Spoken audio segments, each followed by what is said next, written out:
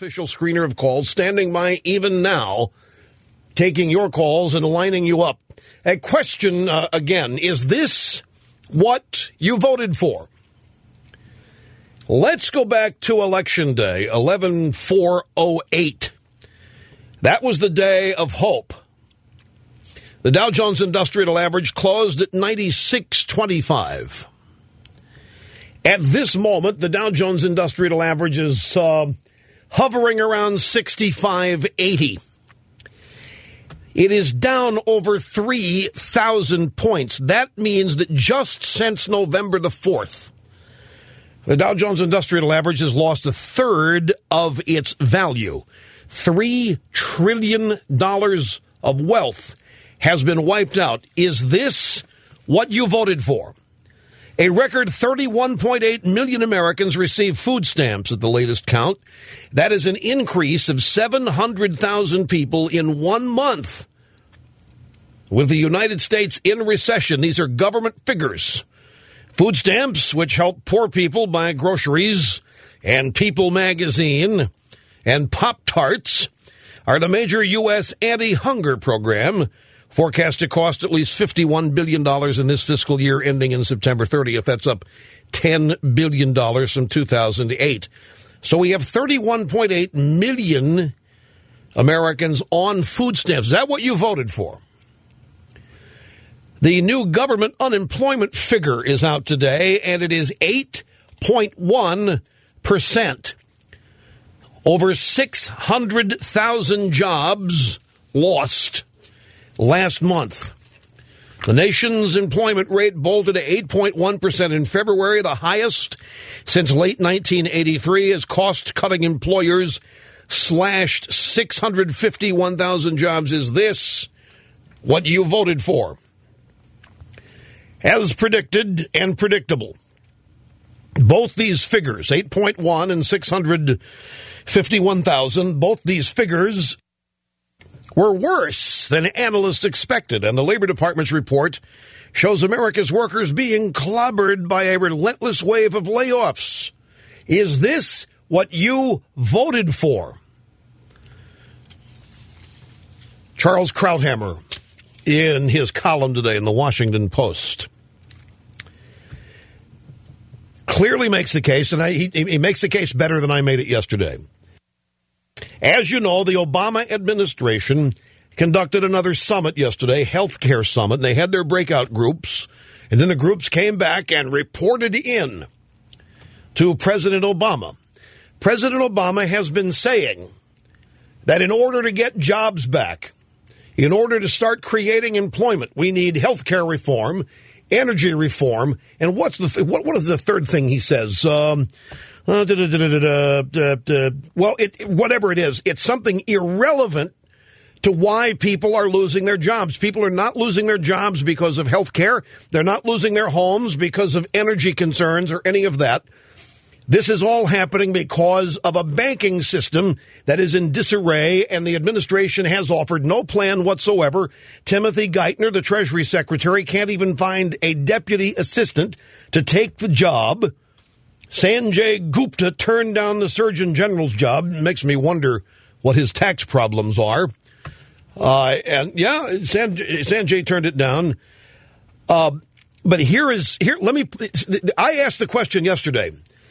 The soonest we're going to get health care reform, and by the way, the Democrats are pushing for this fall. Why are they they'd like it as soon as they can. If they get national health care, folks, the country as you and I have known it is over.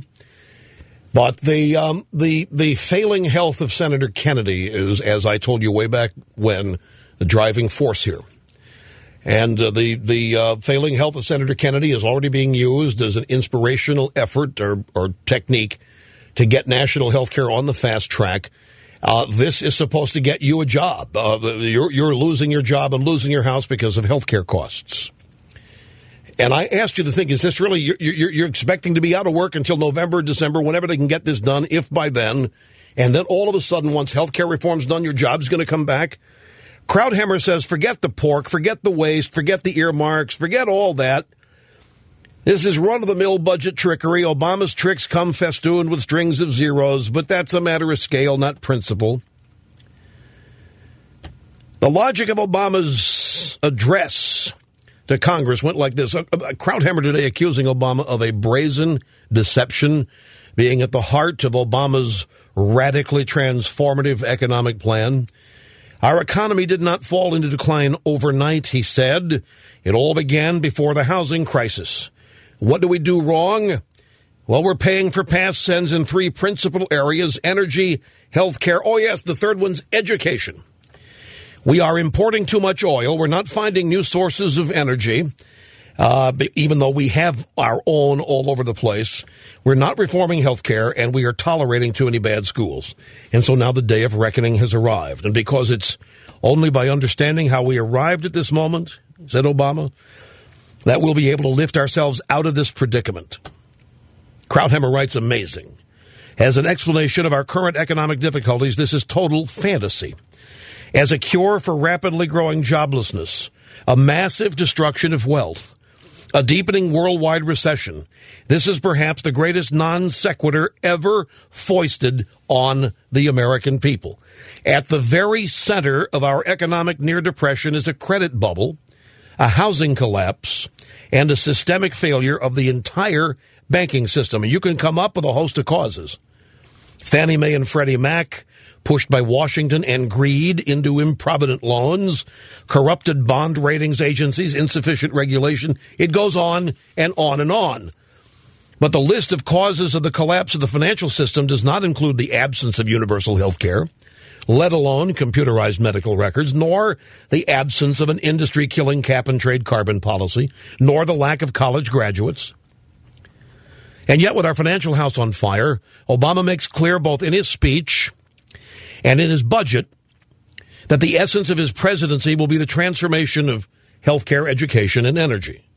4 months after winning the election, 6 weeks after his swearing in, Obama has yet to unveil a plan to deal with the banking crisis. What's going on?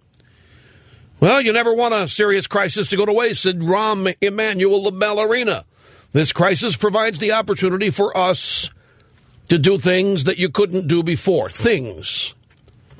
Well, now we know what they are. The market's recent precipitous decline is a reaction not just to the absence of any plausible bank rescue plan, but also to the suspicion that Obama sees the continuing financial crisis as usefully creating the psychological conditions, the sense of crisis bordering on panic, for enacting his Big Bang agenda to federalize or socialize healthcare, education, and energy. Intellectually dishonest to the core. Obama deceiving the American people, and it's working. The latest Fox News Opinion Dynamics poll has an approval rating at 63%. Over the previous reporting period a week or 10 days ago, it's 60%. Does this puzzle you? Your economy tanking all around you. Your president deceiving you as to why. Your president further deceiving you as to the solutions. Yet his approval numbers go up. They slightly uptick to 63%.